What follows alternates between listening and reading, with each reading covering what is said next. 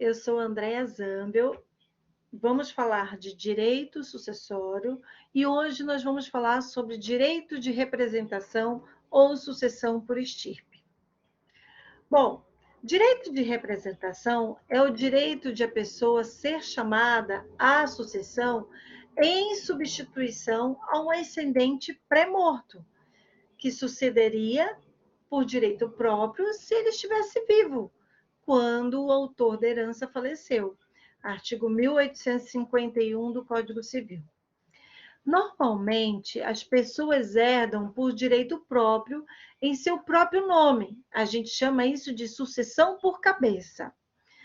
Assim, se alguém falece e tem filhos, esses filhos serão chamados a suceder, em face da vocação hereditária.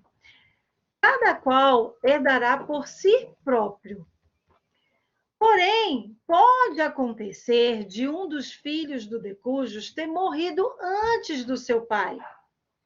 Se isso aconteceu, há duas soluções possíveis. Se ele faleceu e não tinha descendentes, sua cota-parte vai ser dividida igualitariamente entre outros herdeiros. Se ele, quando morreu, tinha filhos, esses herdarão, mas não por cabeça, e sim por estirpe. Quer dizer, por representação no lugar que seria do seu pai falecido. Atenção! Vale lembrar que só herdam as pessoas que estejam vivas quando da morte do autor da herança. Assim, se o herdeiro já havia morrido quando da abertura da herança, haverá a sucessão desse pré-morto por sua prole, que se chama direito de representação. Bom, e o que seria essa sucessão por cabeça? Para entendermos melhor o Instituto Jurídico da Representação, temos que falar também dos tipos de sucessão, por cabeça e por estirpe. Ocorre a sucessão por cabeça quando todos os herdeiros estão no mesmo grau, caso em que a herança ela vai ser dividida em tantas partes quanto sejam os herdeiros, sem fazer distinção de sexo, ordem ou origem do nascimento. É o caso, por exemplo, do decujus deixar 5 filhos vivos, todos adultos maiores capazes, sendo 3 do casamento, um adotado e o outro de uma relação extraconjugal. Nesse caso, cada herdeiro será chamado por direito próprio a suceder o falecido e cada um receberá 1/5 da herança. Sucessão por estirpe. Esse tipo de sucessão ocorre quando concorrem à mesma herança herdeiros de graus diversos, como no caso dos descendentes já falecidos que tenham deixado filhos que vão herdar no seu lugar. Nesse caso, os filhos do herdeiro pré-morto herdarão por estirpe, já que o direito por cabeça seria do seu pai, se ele estivesse vivo. Para entendermos melhor, vamos supor que o decujus tinha 3 filhos, 2 ainda vivos e um que já havia falecido antes. Mas esse que faleceu antes deixou 2 filhos. Portanto, esses 2 filhos são netos do decujus. A herança do falecido será dividida em 3 porções. 2 filhos herdarão por direito próprio, sucessão por cabeça, e assim irão receber cada um 1/3 da herança. Os 2 netos herdarão por representação de seu pai já falecido, que chamamos de sucessão por estirpe, e receberão como quinhão 1/3 da herança, que seria por direito do seu pai, que dividirão entre si. Artigo 1854 do Código Civil. Exemplo: o Decujus teve 2 filhos, João e Juca. Quando o autor da herança faleceu, seu filho Juca já havia falecido anteriormente e deixado 2 filhos, Juca Júnior e a Mariana, netos do Decujus. Assim, a sucessão vai ser deferida da seguinte forma: João herda por cabeça e terá direito à metade, ou seja, 50% da herança. Já a outra metade vai ser dividida entre os filhos de Juca. Eles herdarão por estirpe, que herdarão os 50% que seria de seu pai, e será dividido entre si, de sorte que cada um vai receber 25% da herança. Artigo 1855 do Código Civil. Bom, o direito de representação somente ocorre em 2 situações bem diferentes.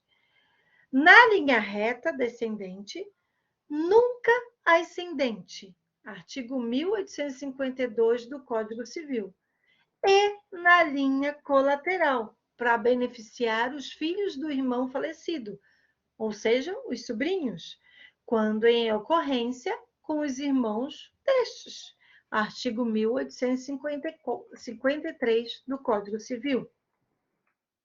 Assim, o fundamento básico da representação é poder chamar para suceder determinadas pessoas que não sucederia porque existem entre elas e o decujus pessoas com parentescos mais próximos. A gente pode ainda destacar as seguintes especificidades. Primeiro, o representante ele deve descender do representado. Se o código diz que o direito de representação só existe na linha descendente, para ter esse direito, o representante deve descender do representado. Segunda especificação: legitimação para herdar do representante. O representante ele deve ter legitimidade para suceder. Por exemplo, não pode ele ter sido considerado indigno com relação aos seus ascendentes, especialmente em relação àquele de quem estará herdando. Terceiro, o indigno ele não herda, mas seus representantes herdam. Se ocorrer de um determinado herdeiro ser declarado indigno, ele será afastado da sucessão.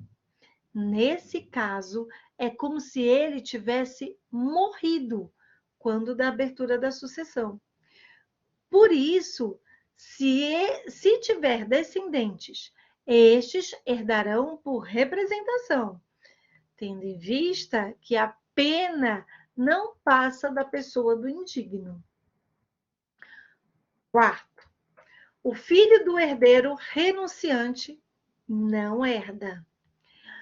O renunciante vai ser como alguém que jamais existiu. É como se ele nunca tivesse sido herdeiro. Alguém, além do mais, o Código Civil é expresso em determinar que ninguém pode suceder representando o herdeiro renunciante. Está lá na primeira parte do artigo 1811 do Código Civil. Quinto, não há representação de pessoa viva. Gente, não se pode fazer negócio sobre herança de pessoa viva. Bom, só existirá direito à herança depois que a pessoa vier a falecer. Então, não há o que se falar em representação de pessoa viva. Sexto, o representado herdaria por cabeça seus representantes herdarão por estirpe. Como já falei, herdar por cabeça significa herdar uma cota à parte correspondente ao número de herdeiros participantes. Já os representantes herdam por estirpe, quer dizer, o quinhão que seria do representado vai ser dividido em tantas frações quanto sejam os seus representantes. Sétimo, a representação só se aplica na sucessão legítima. Não existe representação na sucessão testamentária.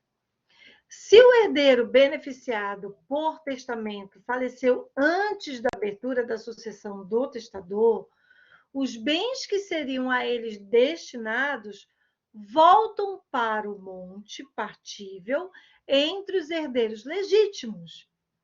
Apesar de o testador, ele pode indicar um substituto, artigo 1947 do Código Civil. Só que isso não é representação. Bom, olha só, não havendo cônjuge sobrevivente, nem herdeiros conhecidos, ou se tiver ocorrido a renúncia, a herança ela vai ser deferida ao município ou ao Distrito Federal. Isso está previsto no artigo 1844 do Código Civil, que sucedem aí o município ou o Distrito Federal numa espécie anômala de representação. Então, essa é o tipo de representação da fazenda pública. Tá? Então, se não tenho herdeiros, eu não tenho herdeiros conhecidos, não tenho cônjuge, quem vai herdar aí é a fazenda pública. Bom, ficamos hoje por aqui, espero que tenha gostado.